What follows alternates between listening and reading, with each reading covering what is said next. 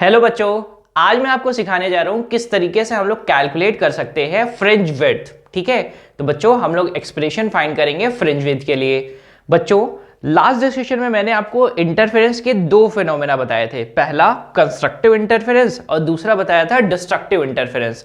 Constructive interference में मैंने ये बताया था कि वहां पर आपको मिलता है ब्राइट फ्रिंज, और डिस्ट्रक्टिव इंटरफेरेंस में मैंने आपको ये बताया था वहां पर आपको मिलता है डार्क फ्रिंज। कंस्ट्रक्टिव इंटरफेरेंस होगा कब? व्हेन टू लाइट वेव्स का जब आपके पास क्रस्ट और क्रस्ट मिल जाएगा या ट्रफ और ट्रफ मिल जाएगा। डिस्ट्रक्टिव इंटरफेरेंस कब होगा? जब एक वेव का क्रस्ट और दूसरे वेव के ट्रफ से मिल जाएगा। यहां पर दो बातों को आपको बहुत ध्यान से समझना है कि इंटरफेरेंस करने के लिए जो हमको दो वेव चाहिए, दोनों के दोनों होनी चाहिए कोहेरेंट सोर्सेस से, ठीक है ना। और वो उसको क्या बोलते हैं? कोहेरेंट वेव्स बोलते हैं। यहां पर एक वर्ड हम लोग और यूज करते हैं, that is monochromatic light wave. यानी आप ऐसा बोल सकते हैं दो वेव्स ऐसी होनी चाहिए जिनका फ्रीक्वेंसी होना चाहिए सेम, दोनों के बीच का फेज डिफरेंस होना चाहिए कांस्टेंट या फिर होना चाहिए जीरो, और दोनों के बीच का पाथ डिफरेंस वो बहुत कम होना चाहिए। ठीक है, चलिए तो आज का जो डिस्कशन हमारा मेन रहेगा, उस डिस्कशन में हम लोग फ्रिंज विड्थ को कैलकुलेट करेंगे। बच्चों फ्रिंज का मतलब सिर्फ और सिर्फ स्क्रीन पर बनने वाला वो स्पॉट जो हमें दिखाई देता है। ठीक है, चलिए तो आप उसी का विड्थ कैलकुलेट करेंगे। तो एक्चुअली में अगर मैं एक लाइन में आपको यही से समरी प्रोवाइड कर दूं ना, तो करेंगे क्या? सबसे पहले हम लोग यंग डबल स्लिट एक्सपेरिमेंट का सेटअप छोटा सा ड्रॉ करेंगे फॉर कैलकुलेशन पर्पस। वहां से हम लोग कैलकुलेट करेंगे पाथ लेंथ। क्या कैलकुलेट करेंगे बच्चों? Path length. Path length calculate करने के बाद हम लोग जानते हैं कि कंस्ट्रक्टिव इंटरफेरेंस के लिए पाथ लेंथ होता है दैट इज n लैम्डा, और डिस्ट्रक्टिव इंटरफेरेंस के लिए पाथ लेंथ हम लोगों ने निकाल रखा था कितना? 2n-1 lambda upon 2। बस दोनों वैल्यूज को सेट करेंगे, फिर हम लोग ये निकालेंगे कि दो कंसेक्यूटिव जो आपके पास डार्क फ्रिंजेस बन रहे हैं या दो कंसेक्यूटिव ब्राइट फ्रिंजेस बन रहे हैं, दोनों के बीच का गैप निकालना ही क्या कहलाएगा? Fringe width. ठीक, तो उस फ्रिंज विड्थ को कैलकुलेट कर लेंगे, बस इतना सा काम रहेगा। तो मैं फिर से टास्क आपको याद दिलाता हूं, यंग डबल स्लिट वाला सेटअप रहेगा। उस सेटअप में हम लोग आराम से स्क्रीन पर बनने वाले डार्क फ्रिंज और ब्राइट फ्रिंज को देखेंगे। वहां से हम लोग दो कंसेक्यूटिव डार्क फ्रिंज या दो कंसेक्यूटिव ब्राइट फ्रिंज, दोनों के बीच का डिफरेंस निकाल लेंगे, बस इतना सा काम रहेगा। ठीक है ना। चलो तो सबसे पहले मैं यंग डबल स्लिट का सेटअप ड्रॉ करने जा रहा हूं और कैलकुलेट करते हैं जल्दी जल्दी से, बहुत टाइम वेस्ट नहीं करेंगे, आराम से बस प्रोसेस को समझेंगे। सबसे पहले यंग डबल स्लिट एक्सपेरिमेंट के लिए सबसे पहले हमारे पास होता था सोर्स। तो मैं ऐसा बोलता हूं कि मेरे पास एक स्क्रीन है, ये मैंने पहला स्लिट बना दिया है जहां से आपकी वेव निकल रही है। ठीक, और वेव कैसे निकलती है मैंने आपको बताया था, हम लोगों ने लिया था, ये रहा सोर्स, और इस सोर्स से एक क्रस्ट वाली, एक ट्रफ, फिर एक क्रस्ट, फिर एक ट्रफ, फिर एक क्रस्ट, इस तरीके से वेव आगे चलती थी। ठीक, ये रहा सोर्स, जहां पे सोर्स में हम लोग क्या यूज करते थे? Sodium vapour lamp. ठीक है, चलो अब यहां पर हम लोग बना देते हैं दो स्लिट। नैरो स्लिट है रहेगी, एक स्लिट ये है और एक स्लिट ये रही। हम लोगों ने कितना स्लिट बना दिया? दो। इस वाले स्लिट का नाम है S1 और इस वाले स्लिट का नाम है S2। ठीक है, कोई गड़बड़ तो नहीं करेंगे। ये वाला जो स्लिट, ये दोनों स्लिट है ना, दोनों के बीच का डिस्टेंस हम लोग ले लेते हैं स्मॉल d। कितना ले ले बच्चों?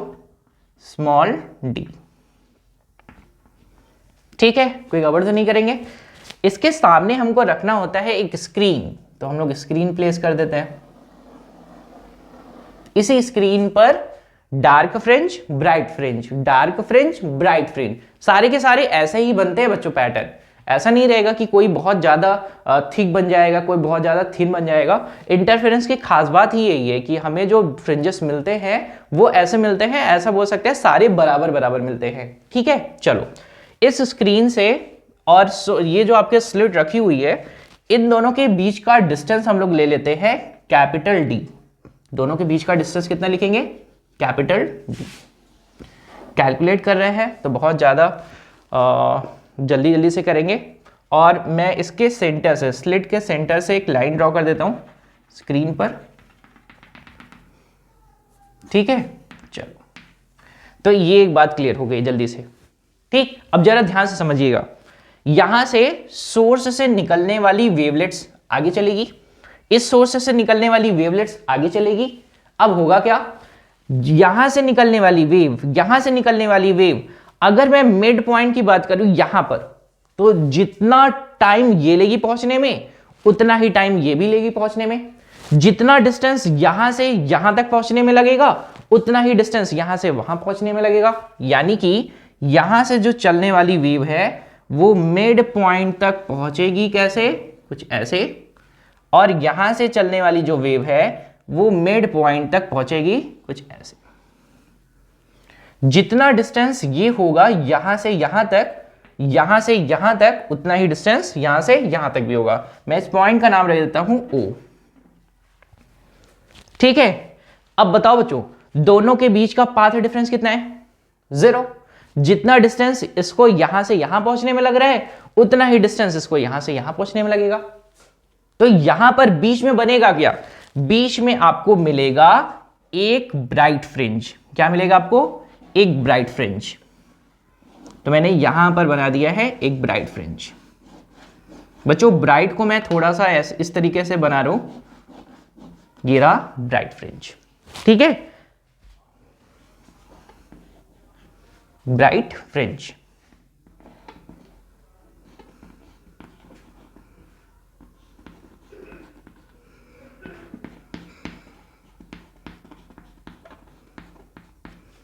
ठीक, जहां पर कौन सा इंटरफेरेंस हुआ रहा होगा, कौन सा बच्चों, दैट इज कंस्ट्रक्टिव इंटरफेरेंस, ठीक। चलो, अब हमें तो निकालना है क्या, दैट इज फ्रिंज विड्थ का कैलकुलेशन करना है। तो हम करें क्या, सबसे पहले हम लोग स्क्रीन पर कोई भी एक पॉइंट सेलेक्ट कर लेते हैं। तो स्क्रीन पर मैंने सेलेक्ट कर लिया है कोई पॉइंट, आप ऊपर भी सेलेक्ट कर सकते हैं, नीचे भी सेलेक्ट कर सकते हैं। तो मैंने यहां पर एक पॉइंट सेलेक्ट किया है, सपोज करो इस पॉइंट का नाम है P। इस पॉइंट का नाम क्या है, P। अब यहां से निकलने वाली वेव, यहां से निकलने वाली वेव, मैं ये सपोज कर रहा हूं कि यहां पर दोनों लोग मिल रहे हैं आके, हमें ये नहीं पता है कि यहां पर कंस्ट्रक्टिव इंटरफेरेंस हो रहा है या डिस्ट्रक्टिव इंटरफेरेंस हो रहा है, लेकिन यहां पर हमें पता चला कि दोनों के बीच का पाथ डिफरेंस कितना है, वो है 0। तो यहां पर कौन सा इंटरफेरेंस होगा, दैट इज, कौन सा interference, that is constructive interference, ठीक। चलो, अब होगा क्या, यहां से चलने वाली वेव चलेगी यहां से लेकर कुछ P डिस्टेंस तक, ठीक। सेम इसी तरीके से यहां से चलने वाली वेव चलने वाली है कुछ यहां तक। अब देखो, S1 से लेकर P तक, S1P, और दूसरा क्या डिस्टेंस है, S2P। S1P क्या है, छोटा है, किससे छोटा है, S2P से। देखने से भी लग रहा है कि यहां से यहां तक की डिस्टेंस कम है, यहां से यहां तक की डिस्टेंस ज्यादा है। तो हमें क्या चाहिए, हमें ये चाहिए कि भाई दोनों के दोनों लोग ना सेम पाथ डिफरेंस कितना रहे, 0 तो हो गया था। अगर अब मुझे ये पता चल जाए कि इनके बीच का पाथ डिफरेंस कितना है, तो अगर पाथ डिफरेंस n लैम्डा के बराबर हो जाए या फिर 2n-1 लैम्डा के बराबर हो जाए, लैम्डा बाई 2 के बराबर हो जाए, 2n-1 लैम्डा बाई 2 के बराबर हो जाए, तो हमें तो ये यहां पे पता ही नहीं था कि कौन सा इंटरफेरेंस हो रहा है। तो हम लोग डिफरेंट कंडीशन पर सेट करेंगे। तो सबसे पहले हम ये कैलकुलेट करेंगे कि दोनों के बीच का पाथ डिफरेंस कितना है। तो पाथ डिफरेंस कैसे निकालते बच्चों, हम लोग करेंगे क्या, इस वाले पॉइंट से ड्रॉ कर देंगे एक परपेंडिकुलर इस वाली लाइन पर, ठीक है। अब क्या हो जाएगा, ये लाइन और ये लाइन दोनों के दोनों बराबर बराबर। तो भाई यहां पर एक पॉइंट लिख रहा हूं, इस पॉइंट का नाम लिख रहा हूं M। कितना मैंने लिखा, M।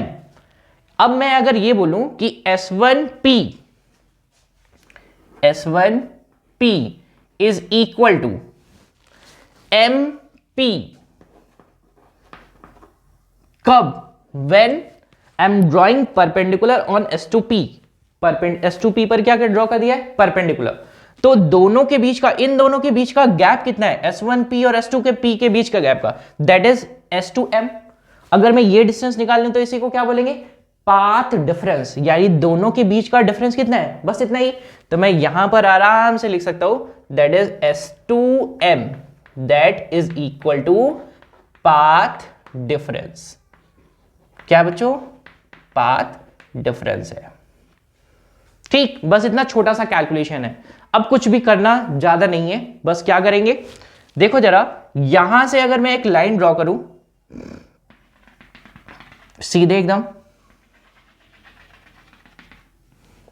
ठीक है, इसको ड्रॉ करने के बाद मैं आपको एक छोटी सी चीज और भी बताता हूं। लेट करो कि ये जो एंगल है ना, ये एंगल है आपके पास थीटा, छोटा सा एंगल।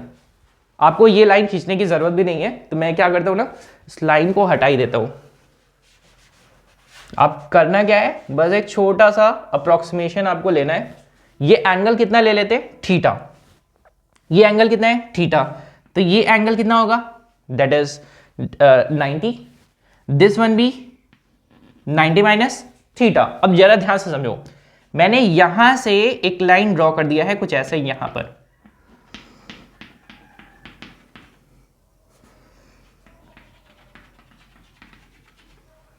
ठीक है, होगा क्या, अब ये लाइन, ये लाइन, ये लाइन, तीनों के तीनों तो एक बराबर है, ठीक है। तो जिस तरीके से ये वाली लाइन इस पर परपेंडिकुलर है, इस पर भी परपेंडिकुलर होगा। किस पर परपेंडिकुलर होगा, इस वाले पर। तो बचा ये बीच वाला एंगल, जिसको मैं थोड़ा सा बड़ा करके ना यहां पर बना रहा हूं। तो देखो जरा, मैंने बनाया है कुछ ये वाली लाइन सीधे, ठीक, ये वाली जा रही है बड़ी वाली लाइन, ये वाली, और इसी पर ये है परपेंडिकुलर, ठीक। कितना डिग्री था ये, 90 डिग्री। इसी तरीके से सेम यहां से जाने वाली लाइन कुछ ऐसे, ये भी कितना होगा, 90 डिग्री। तो ये कितना होगा, ये कितना है, थीटा। तो ये कितना होगा, 90 माइनस थीटा। तो बच्चों बताओ, अगर ये 90 माइनस थीटा है तो ये एंगल कितना, दैट विल बी थीटा। मैं फिर से लॉजिक बता रहा हूं जल्दी से, आपको इतना सारा कुछ करना की जरूरत भी नहीं था। अगर आप ये सिर्फ मान लेते कि ये एंगल कितना है, थीटा, तो मैंने ये छोटा सा अजम्पशन लिया था कि ये एंगल थीटा है, तो ये वाला एंगल भी क्या होगा, थीटा। कैसे निकालेंगे, देखो जरा, इस पर भी क्या हो जाएगा, परपेंडिकुलर। ये 90 तो ये भी क्या 90, ये 90 माइनस थीटा तो ये भी 90 माइनस थीटा। तो ये रिमेनिंग कितना बचेगा, थीटा, क्योंकि टोटल यहां पर कितना है 90, तो बचेगा कितना, थीटा। तो ये कितना हो गया, थीटा। बस छोटा सा काम था। अब बस करेंगे क्या, आपके पास ये रहा थीटा, ये कितना, दैट इज S2M। ये डिस्टेंस कितनी है, d। आप S2M को ही निकालना चाहते हैं, that will B path difference. तो आपके पास आएगा क्या, अगर मैं यहां पर लिख रहा हूं this one B S2, this is M and this is S1, तो आप यहां पर डिफाइन कर सकते हैं थीटा के सेंस में। क्या डिफाइन करेंगे, मुझे क्या चाहिए, मुझे क्या चाहिए, थीटा के सामने, थीटा के सामने क्या, परपेंडिकुलर। और परपेंडिकुलर को कैसे डिफाइन करते हैं बच्चों, साइन थीटा में। बस छोटा सा लॉजिक। तो करेंगे क्या, लिखेंगे sine theta and that is equal to what, that is equal to sine theta. कितना हो जाएगा, that is perpendicular upon hypotenuse. तो परपेंडिकुलर कौन है, ये रहा परपेंडिकुलर, हाइपोटेनस कौन रहा, ये। तो लिखेंगे S2M अपॉन d। क्या लिखेंगे, S2M अपॉन d। तो आपके पास पाथ डिफरेंस आ कितना गया, S2M is equal to d sine theta. बस बच्चों, आपको बस इतना छोटा सा चीज याद रखना था, यही है आपका पाथ डिफरेंस। देखो, मैंने बहुत ज्यादा टेक्निकली अलग अलग कोई चीज नहीं किया है, बस आपको एक बार में समझाया कि भाई मेरे पास पाथ डिफरेंस इतना सा आ गया है। अब क्या करेंगे, these angles are very small, small angle approximation. Small angle approximation क्या कहता है कि आप साइन थीटा को लिख सकते हो, साइन थीटा बराबर लिख सकते हैं आप tan थीटा के, which is equal to theta, that is small angle approximation. अब क्या करेंगे, हम लोग लिखेंगे S2M that is equal to d tan theta. अब tan थीटा को कैसे डिफाइन किया जाए, तो हम ये एज्यूम कर लेते हैं कि यहां से P तक का डिस्टेंस क्या रहा होगा, x, दैट इज सेंटर से लेकर यहां तक की डिस्टेंस कितना है, x है। पक्का ना, कोई गड़बड़ तो नहीं करेंगे? कितना डिस्टेंस है? x। तो आप क्या लिखेंगे, यहां से डिफाइन करेंगे tan थीटा को, tan थीटा इक्वल टू किस में डिफाइन करेंगे, ये इसका मिड पॉइंट, ये रहा पी पॉइंट, और ये यहां पर कुछ ले लो आप, तो मैं ट्रायंगल का नाम रख देता हूं, ए बी सी में रख दे, क्या इसको रख देते हैं ए पॉइंट, इसको रख देते हैं बी पॉइंट। तो आपके पास ट्रायंगल कौन सा है, ए पी पी बी, इसमें क्या डिफाइन करना हमें, थीटा, थीटा के लिए क्या, tan थीटा, तो क्या हो जाएगा, परपेंडिकुलर अपॉन बेस, तो परपेंडिकुलर कितना है, x अपॉन कितना, d। बच्चों यही है आपके पास path difference s to m equal to D x upon capital D। ठीक है, क्या आया है ये आया है पाथ डिफरेंस। तो हमारा एक टास्क तो कंप्लीट हो गया, पाथ डिफरेंस अगर हमको मिल गया है तो हमें तो पता है ना, कंस्ट्रक्टिव इंटरफेरेंस के लिए path difference n lambda, destructive interference के लिए path difference 2n-1 lambda upon 2। तो हम बारी बारी से करके क्या निकाल ले, हम लोग निकाल लेते हैं कहां पर डार्क फ्रिंज मिलेगा, कहां पर ब्राइट फ्रिंज मिलेगा। फिर क्या करेंगे, दो डार्क फ्रिंज के बीच का डिस्टेंस निकाल लेंगे, दोनों का पॉइंट्स का डिफरेंस कर लेंगे, या दो ब्राइट फ्रिंजेस के बीच का डिफरेंस निकाल लेंगे, बस यही तो करना है, उसी को तो फ्रिंज विड्थ बोलते हैं। ठीक है ना, तो अब मैं क्या करता हूं, यहां से इनको हटा रहा हूं बस, और मैं कैलकुलेशन को थोड़ा सा आगे बढ़ाता हूं। फॉर यहां पर मुझे तो पॉइंट पता नहीं था कि कौन सा फ्रिंज है, तो मैं सबसे पहले यहां पर कौन सा फ्रिंज बना देता हूं, मैं बना देता हूं यहां पर डार्क फ्रिंज, या फिर ब्राइट भी बना सकते हैं, तो आप जो कहे। तो पहले क्या बना रहे, डार्क बना लिया या ब्राइट, चलो सपोज करो मैंने यहां पर बना लिया डार्क फ्रिंज, मैंने डार्क का नाम ले लिया है तो डार्क ही बना देते पहले। अब डार्क फ्रिंज के लिए पाथ डिफरेंस डिफाइन है, किसके लिए, पहली पॉइंट हम लोग लिखते हैं फॉर डार्क फ्रिंज। हम जानते हैं पार्ट डिफरेंस यानी S to M को पार्ट डिफरेंस को हम लोगों ने लिखा था स्मॉल p से, p इक्वल टू क्या लिखते हैं 2n-1 लैम्डा अपॉन 2। कितना लिखते हैं 2n-1 लैम्डा अपॉन 2, करेक्ट है, चलो वेरी गुड।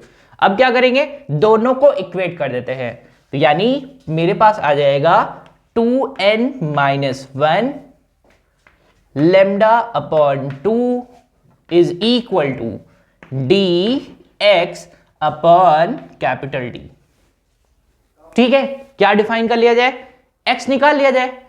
तो अगर मैं x निकाल लेता हूं तो पहले वाले डार्क का डिस्टेंस आ गया, और फिर मैं दूसरे वाले डार्क का डिस्टेंस निकाल लूंगा, क्या क्या क्या करके, दैट इज n का वैल्यू एक बार 1 सेट करूंगा, 2 सेट करूंगा, तीसरे का चाहिए तो 3 सेट कर दूंगा। फिर देखो जरा क्या करेंगे, यहां से डिफाइन कर लेते x को, तो x मेरे पास आ जाएगा 2n-1 lambda capital D upon 2 small d।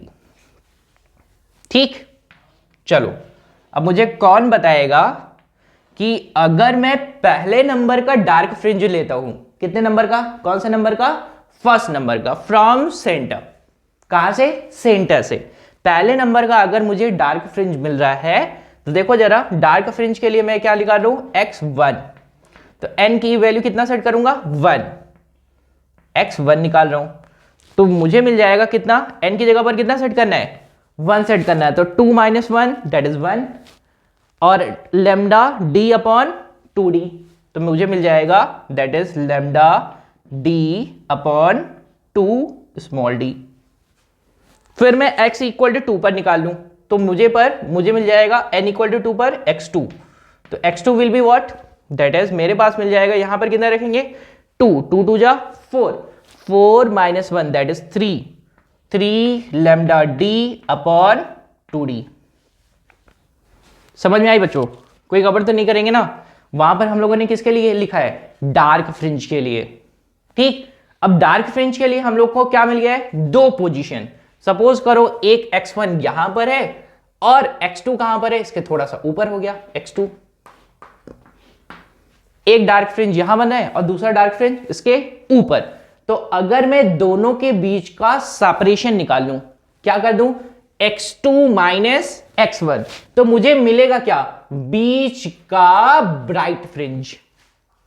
Repeat करूं मैं, दो डार्क फ्रिंजेस के बीच का डिफरेंस, पोजीशन के बीच का डिफरेंस करने के बाद मुझे मिलेगा fringe width of bright fringe. क्या मिलेगा, ब्राइट फ्रिंज मिलेगा। मतलब कैलकुलेट किसके लिए कर रहे थे, पोजीशन ऑफ डार्क फ्रिंजेस, लेकिन मिलेगा किसके लिए, ब्राइट के लिए। यानी बीच में कौन है, ब्राइट वाला ही तो है ना। तो यहां से अगर मैं दोनों के बीच का डिफरेंस कर दूं बच्चों, तो मुझे इसको हम लिखते हैं fringe width, that is beta. Beta equal to x2 minus x1, दोनों के बीच का डिफरेंस कर दें। चलो आप डिफरेंस ज्यादा अच्छे तरीके से कर दो, कैलकुलेशन आपका फास्ट है ना। चलो देखते हैं, यहां से करते हैं, लिखते हैं x2 कितना है, 3 lambda d upon 2d minus lambda d upon 2d, that will be equal to what, यहां से बचेगा क्या, 3 minus 1 that is 2 and 2 gets cancel, what's remaining, lambda d upon, this is called fringe width। ठीक है, लेकिन ये fringe width आई किसकी है, ये आई है ऑफ ब्राइट फ्रिंज।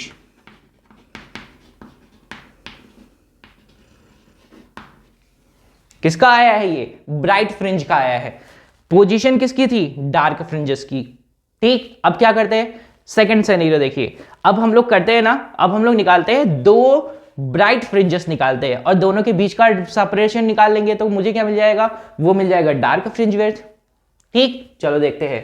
तो मैं कर देता हूं, यहीं पर करता हूं ना, ये तो कार्यक्रम हो गया है, यहां पे करते हैं। चलो देखो, मैंने लिखा है फॉर ब्राइट फ्रिंज,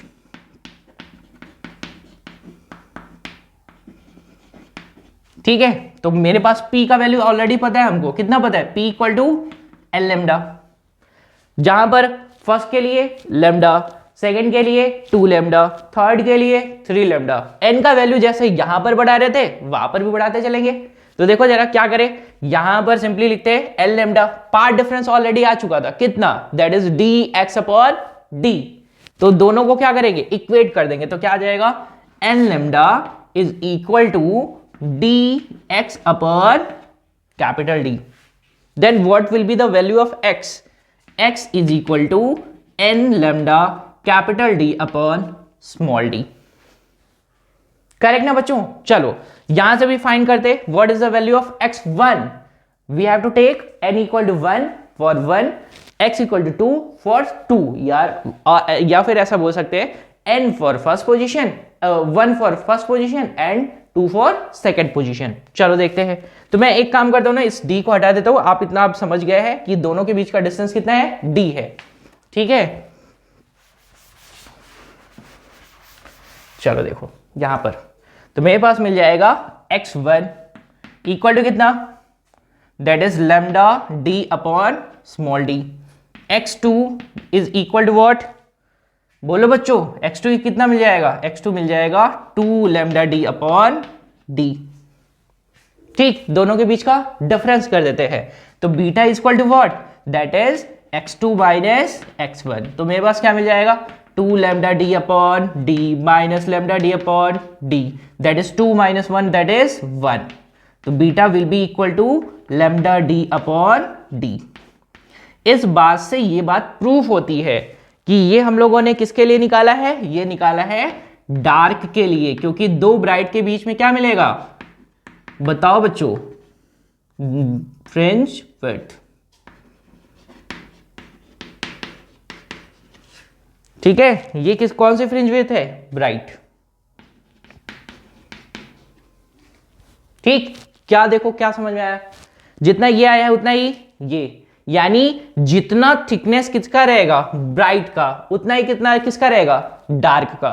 जितना ही थिकनेस कितना रहेगा, ब्राइट का, फिर उसका ये कितना रहेगा, डार्क का रहेगा। ठीक, यानी सारे के दोनों दो के लोग कैसे रहेंगे, बराबर बराबर। दो डार्क के बीच का डिफरेंस क्या कहलाएगा, ब्राइट फ्रिंज विड्थ। दो ब्राइट के बीच का डिफरेंस क्या कहलाएगा, डार्क फ्रिंज विड्थ। ठीक, आई बात समझ में। देखो कैलकुलेशन को बहुत सिंपल ही रखेंगे, बहुत ज्यादा टफ नहीं बनाएंगे। मैंने एकदम छोटा सा काम किया था, दैट इज ये एंगल ले लिया था थीटा, तो ये एंगल बना देंगे theta, sine small angle approximation, sine theta को पुट कर देंगे टैन थीटा में, टैन थीटा बनाते ही क्या करेंगे, थीटा डिफाइन कर लेंगे टैन थीटा को x अपॉन डी में, बस रख देंगे। एक बार रखेंगे किसके लिए, डार्क फ्रिंज के लिए, एक बार किसके लिए लिखेंगे, ब्राइट फ्रिंज के लिए। ठीक है ना, कोई गड़बड़ तो नहीं करेंगे, पक्का समझ पाएंगे। अब देखो जरा ध्यान से एक और चीज, आपसे कभी कभी पूछा जाता है व्हाट इज एंगुलर विड्थ, या फिर आपसे पूछा जाएगा कि भाई ये बताइए मुझे कि आपके पास आप वेवलेंथ कैसे फाइंड कर सकते हैं। तो वेवलेंथ फाइंड करने के लिए आपके पास सिंपल सा फॉर्मूला है ना, आपको पास फ्रिंज विड्थ रहेगा तो आप लेमडा को डिफाइन कर लेंगे, लेमडा इज वेवलेंथ। तो वेवलेंथ अगर निकाला रहेगा कहीं पर, तो वेवलेंथ आप निकाल सकते हैं, वेवलेंथ को आप डिफाइन कर सकते हैं कैसे, लेमडा डिफाइन करना है तो आपके पास आ जाएगा beta into small D upon capital D. एक बच्चों आपके लिए ना बहुत जगह पर सवाल आता है और आपके एग्जाम्स में बहुत बार पूछा जाता है कि अगर हम स्लिट के बीच का डिस्टेंस कम कर दें, स्लिट के बीच का डिस्टेंस क्या कर दें, कम कर दें, तो फ्रिंज विड्थ कैसा होगा। मैं रिपीट करूं फिर से क्वेश्चन को, दोनों स्लिट के बीच का डिस्टेंस कम कर दें, अब डी को हम इस वाले डी को क्या करते जा रहे हैं, कम करते जा रहे हैं, तो फ्रिंज विड्थ पर क्या इफेक्ट आएगा। देखो जरा यहां से, अगर दोनों के बीच का डिस्टेंस कम करते जाएंगे तो इनके और इनके बीच का रिलेशन क्या है, रेसिप्रोकल।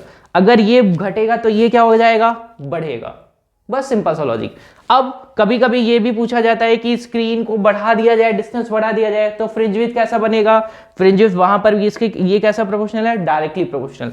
अगर दोनों के बीच का सेपरेशन बढ़ेगा तो फ्रिंज विड्थ भी बड़ा होगा, लेकिन स्लिट के बीच का डिस्टेंस कम होगा तो ये बड़ा होगा। अगर दोनों स्लिट के बीच का डिस्टेंस बढ़ाएंगे तो फ्रिंज विड्थ क्या हो जाएगा, पतला होगा, बस सिंपल सा लॉजिक।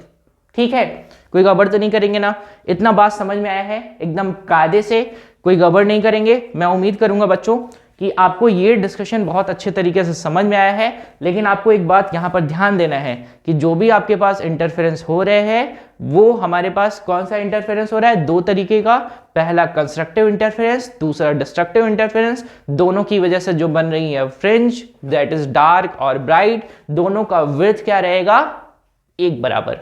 जितना डार्क का रहेगा उतना ही ब्राइट का रहेगा, या जितना ब्राइट का रहेगा उतना ही डार्क का रहेगा। ठीक है, तो बच्चों मैं उम्मीद करता हूं ये कैलकुलेशन आपको बहुत अच्छे तरीके से समझ में आया है। अगर फिर भी कोई दिक्कत रहेगा तो आप प्लीज बताएंगे। थैंक यू बच्चों।